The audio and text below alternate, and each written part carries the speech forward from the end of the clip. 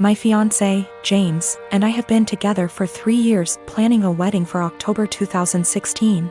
A few months before we met, James bought a brand new home in a newer subdivision. We recently refinanced it and added my name. Before me, James dated a woman, Britt, for about 7 months. She's never been to this current house. From what he's told me, they broke up when he decided they weren't as compatible. The breakup was rough, to the point where he and neighbors called the police when she wouldn't leave his front yard and was screaming at 10 p.m. at night. This is all from what he and his sister have told me. I don't have a reason to not believe them. I've only had a few run-ins with Britt. These have been at restaurants or just coincidences out in public. We never spoke up until now. The problem, Britt has bought a house in the same subdivision that we live in. We even share a cul-de-sac. The only reason we found out about this is from a flyer we got welcoming her to the neighborhood. Our subdivision is very community-oriented. James insists he's never told her where he lives and hasn't spoken to her since the night he called the police. We both brushed it off as a coincidence, but lately it's becoming very weird. Here's why. I work for a company that allows me to work from home 3 out of the 5 days. Our home is a ranch and my office window faces the street. I'm not sure what Britt does for a living, but she does not work during the day. From about noon until 3, she spends her time walking up and down our street. When she passes our house, she doesn't take her eyes off of it. It's almost like she can see me in the office. She'll even stop in front of our house and stretch there for about 5 minutes. Every day anyone is at home. It makes me uncomfortable to the point where I have all of our blinds closed during the day. I understand the need for exercise, but she walks for 3 hours just going up and down our street.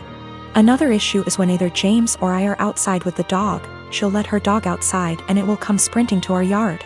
This causes her to come and get her dog. Every time she says, "I'm sorry, we're still working on training." James and I are always polite. Normally, I would be okay with this, but James has pointed out that any other time she lets her dog out and we're not outside, she'll immediately correct him before he runs off. She never corrects him when we're outside. We've been getting ding-dong ditched a lot since she's moved in. Something that's never happened in the 4 years that James owned the house. The doorbell will ring around dinner time, between 6 and 8, and by the time anyone gets to the door, no one will be there. It's gotten to the point where our Doberman has picked up the routine and waits by the front door, pacing. The last issue, which I believe might be illegal, is that our mail seems to go missing for a while and then pop back up. What I mean is, Britt will knock on our door and say that she received our mail and is just returning it. This has never happened with the previous owners in her house. We don't have a new mail carrier either. It seems to happen once a week and she'll always bring it on a Friday night. Based on the date on the envelopes, we can tell she's been holding it all week. This has pushed James over the edge because she had our water bill, which resulted in us being 2 days late on the payment. James is neurotic when it comes to paying bills. Every time I have to convince him not to go over and yell at her because we haven't actually caught her taking it out of our mailbox as much as I try to monitor it. She usually gets 2 days worth of mail because those are the days I'm not working from home. The other days I get it right away. I'm not sure what to do at this point. I don't want to piss her off by confronting her, but how can I get her to stop? She's making us nervous and I feel uncomfortable in my own yard most of the time because I know she is watching. I know this sounds strange, but I'm not sure if I can legally do anything about it. I don't have anything against her, it's just becoming an annoyance. I'm 23. I've known I was adopted all along. For whatever reason, I became obsessed with learning more about my birth parents at age 13. I was told all my life that my parents met both of my birth parents before I was officially adopted. My mom was white from South America and my dad was white from Italy. They specified these 2 locations to explain why I had tan skin. As I was growing up, certain things about my physical makeup made me more curious about my birth parents. My hair was kept short as a kid, but as a teen I wanted to experiment. I grew it out and it grew out curly. Big curls, but still curly. This upset my parents, so they asked that I not grow it out. When I moved away for college, I began to let it grow again. I met my girlfriend in school. She is Black American, so she also helped me care for it. She once braided my hair before I FaceTimed my parents, who lost it on me for wearing it that way. Throughout my time in school I still searched for my birth mom but would always come up empty. My girlfriend hinted that there must have been a mistake with the information, even down to the name my parents claimed I had before they adopted me. She gifted me a DNA kit on my birthday that I didn't get around to until the lockdown hit. I didn't think anything would come of it because my parents weren't American, so I didn't know if it would work that way. So I sent it out of boredom and got my results weeks later, which have changed everything. I'm Black and Middle Eastern. I have light skin and my curl pattern is so loose that I hadn't considered it a sign before. I have ancestral ties to Iran, which can explain a more European facial structure. I'm sorry for my wording, I'm still learning. I sent my GF a screenshot and she called me right away. We were both stunned, though she long suspected. I tried to believe that my parents were innocently misinformed, but my girlfriend kept pointing out the inconsistencies. My parents claimed to have met my birth parents, therefore they couldn't have mistaken them for white. I confronted my parents, who became enraged at me for doing a DNA kit. I was very angry, yelling, swearing. They robbed me of my identity and hindered my search with their lies. My mom told me through tears that my racial background comes with a stigma, that I passed, so she wanted me to have an easier life fitting in. My dad yelled at me that I had to abandon what I just learned. I rage broke my phone and left. My siblings have been hitting me up on social media reprimanding me for being upset because our parents' reasoning is sound. I do pass, I did have an easy life. I'm not asking to be part of a struggle all of a sudden. I just don't think I should have been lied to, and I think their reasoning is bullshit and racist. I'm just supposed to act like 10 years of me searching with the wrong info isn't that big of a deal? My parents admit that my mom was Black. My oldest sister also recalls seeing my mom at some point. Both verify that she was Black. Yes, they could be lying again. I have plans to continue to look into my background. My girlfriend was very hurt by their statements, so I chose to keep us both away from them. I don't understand how. I'm angry about being lied to and how that lie has made my effort into finding my birth parents completely void, while also rewriting my heritage. That's my girlfriend's stance as well. I'm tan enough that going to an all-white school still got me called slurs. Whatever issues my parents were trying to shield me from, it didn't work. Maybe this is a lie that I bought into alone. 2 of my siblings are trying to be supportive. I deactivated my Facebook and unfollowed some people on Instagram. I can't entertain the argument that I should forgive my parents and move on. I'm not there yet. I get that it makes me ungrateful for feeling this way.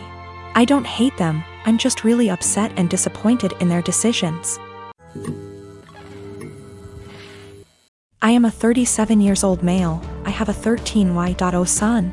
I was a widower when I met my now wife. She has a 16Y.0 daughter from another relationship. The family is often on pretty good terms. My son is the quiet one in the house. He keeps to himself a lot, but not to the point of being concerning. My wife and stepdaughter are the complete opposite. They both encourage him to be outgoing and share activities and join gatherings with extended family. My son complained about having to be forced out of his comfort zone and having his need for space invalidated. I spoke to both my wife and stepdaughter and asked them to give him space and freedom to spend his time however he wanted. They apologized and promised to let him be. As Mother's Day was approaching, I wanted to throw my wife a surprise Mother's Day celebration. It was no longer a surprise because my stepdaughter gave her the heads so she could prepare. Yesterday I got off work earlier than usual to get final arrangements done. We planned to celebrate at the restaurant and invited her family there. I had the key, and while I was entering the house through the front door, I overheard my wife and stepdaughter talking to my son. My wife was asking my son if he could convince me to let him stay home and not go with them to the restaurant to celebrate. I paused and decided to keep listening. My son said why, and she told him that his introverted and socially inept attitude will make her family uncomfortable and will ruin the mood. He promised her that he'd be well behaved and would try to interact and socialize with everyone, but she said that she wasn't buying it. He kept reassuring her, but she snapped and told him that technically she's not his mom, so she didn't get why he wanted to celebrate Mother's Day with her so badly. My stepdaughter threw some, I don't remember, backhanded comment, and then both of them were shocked to see me standing there. Both were staring without saying anything. I told my son and his stepsister to go to their rooms, then told my wife that the celebration was off, cancelled. She tried to argue, asking why repeatedly, and I told her why. She tried to explain that she didn't mean it like that and that I only heard part of the conversation but not all of it. I told her I was done arguing and the decision was already made. She yelled, asking what she was going to tell her family, and said that I was making tremendous mistake towards her. I ignored her while she kept throwing tantrum after a tantrum. Early this morning she took my stepdaughter and went to stay with her folks. Not a single call or text from her so far. Situation is full of tension. I'm upset still, but more hurt, to be honest. I mean, yes, I did say I was going to have this celebration, but I thought that what she said to my son was too harsh to ignore. I'm currently working part-time at a restaurant on my university's campus. I mostly work shifts with this one girl, we'll call her Anna, who is all for the body positivity movement. She embraces her body type and regularly posts inspiring quotes or images on her social media accounts. Personally, I have nothing against this at all. I am also in full support of treating and accepting everyone no matter their body type. However, I do believe that everyone should be healthy, eating right, exercising, taking care of their mental health, etc. Or at least attempting to be. I don't support those who use the body positivity movement as a cloak to shield and justify their unhealthy and damaging behaviors. However, despite being a supporter, Anna regularly comments on my body type. For example, I always bring food for my shifts since I personally think the food there is not the healthiest: burgers, fries, more fried food, etc. Anna will often say things like, "You should eat a burger, you could use a few extra pounds, honey." Or, "You look skinnier than last week. I told you to stop eating salads every day." She'll sometimes even feign concern for me and ask me in private if I was struggling with my weight, and then proceed to tell me that I look way too skinny to be healthy. One time I was changing into my work shirt in the back and Anna saw my stomach and commented that my stomach was starting to look like a man's. I have no idea what that even means, but I doubt it was a compliment. These hypocritical comments have pissed me off. I enjoy eating healthy and cooking my own meals, and I enjoy working out and staying toned. Anna, on the other hand, gorges herself on the food in our restaurant, drinks about 3 cans of Coke per shift, and does not work out. I don't think this is healthy. Finally, during yesterday's shift, this guy I kinda like came in to get some food, and I was super excited to see him. He turned out to be a bit cold towards me, and the whole event was a bit anticlimactic. Oh well. Anna witnessed the whole thing, and after he left, she said, "Maybe he's into Kuvya girls." I basically blew up at her and called her out for all of her hypocrisy. I asked how she could call herself a supporter of body positivity when she regularly shamed my body. Then I told her that she was unhealthy in many ways. I called her out on her eating habits. Bitter and jealous of others who are in control of their health and bodies, and deluded for believing that she is healthy and fit. She called me insecure and told me I was being rude. It was reaching the end of our shift, so I clocked out early and left so I didn't have to argue with her more. I was mad for a bit and told one of my best friends. She said that I was right and all, but that I was insensitive in the way I brought it up and suggested that I apologize. I'm standing my ground but want to hear other opinions as well.